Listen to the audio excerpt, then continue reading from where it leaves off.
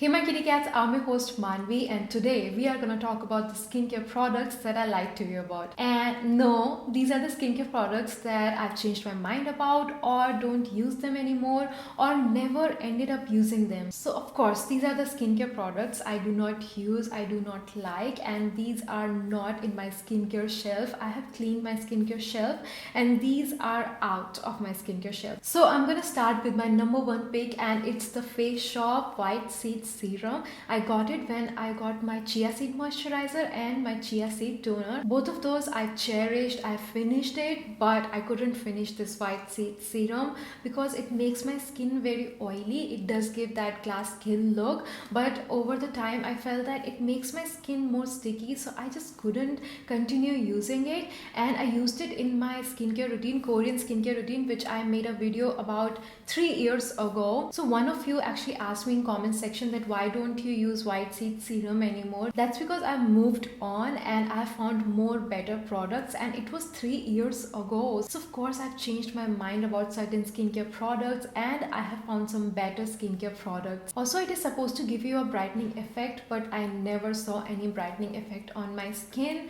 So yeah.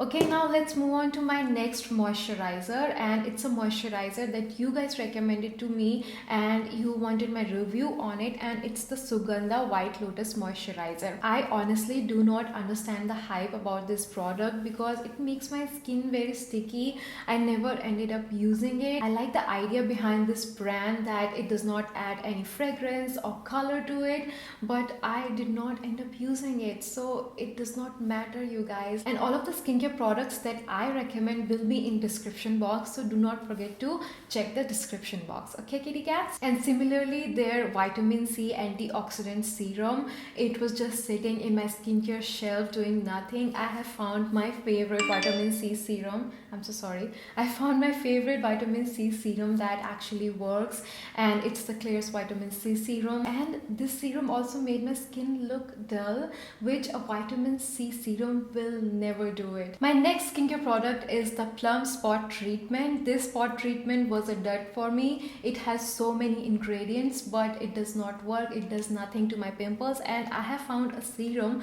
which make my pimples disappear overnight, and I recommend it all the time on my channel. So yeah, this is a waste of money, and also now that I'm trying to remember, it gave me redness, so I never used it again. This was just a fail for me. Now my next skincare product is the Serum by Kiehl's, and this is their Midnight Recovery Concentrate.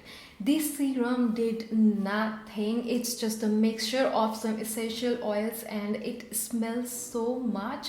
I couldn't apply it on my skin and it just does nothing. It makes my skin so oily. There's no glow, and also it did not even moisturize my skin. I just did not like it at all. It's heavy on the skin. Maybe it can be used in winters, but I do not know how to finish this serum. It's a overhyped serum. This was just a complete waste of money for me. I do not know who are those people who just rave about this serum because it does not work. Okay, now my next skincare is from Myoho Pure by Priyanka, and it's their green tea toner. Honestly, I never ended up using it. It makes my skin sticky and it has a very cooling sensation. Like, it's extremely cooling for me. Anyway, it did not work out for my skin. I am combination skin and it is supposed to be for oily skin types, but it actually makes my skin more oily and sticky, so I do not recommend this for oily skin types or acne prone skin types. Okay, now I saved the most controversial one for the last.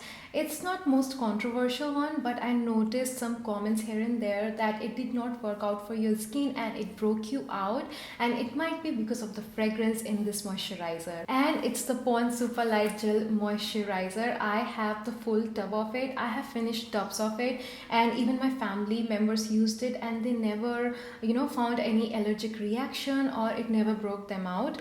It also has so many amazing skincare ingredients like niacinamide, sodium hyaluronate, hyaluronic acid, glycerin. All of these ingredients are so amazing, but it also has 6 ingredients of fragrance which are not very good ingredients. Like, it's a cheap fragrance ingredients like limonene, linalool, citronelle. These ingredients are cheap fragrance ingredients. Like, There are so many ingredients in the fragrance umbrella, so these are definitely the cheaper ones. There are some expensive fragrance ingredients, and personally I've never reacted to any fragrance, and there's only 1 to 5% of population which is actually allergic to fragrances. That's why I always mention that this moisturizer or this serum has fragrance, so if you're allergic to fragrances, do not use it. And I know if you're one of those 1 to 5% population, it might be very frustrating to find a skincare for you which is fragrance free. That's why I also myself lean towards fragrance free skincare, and I always make it a point to mention if certain skincare is fragrance free or not on my channel. Now I have a job for you. You need to find me an affordable moisturizer, as affordable as the Pond's Super Light Gel moisturizer, because everybody cannot afford Clinique or Neutrogena moisturizer. I need to find something. When somebody asks me, please suggest me an affordable moisturizer, and do not say simple moisturizer, because I have tried the simple Super Light moisturizer, whatever it is. It's oily for my combination skin and it's a cream based formula. You need to find me something which is gel based, so this is a job you need to do for me. And I will also try to find some affordable gel based moisturizers for you, okay? So yes, kitty cats, that's it for today's video. I will see you soon in my next video. Till then, take care. Bye bye.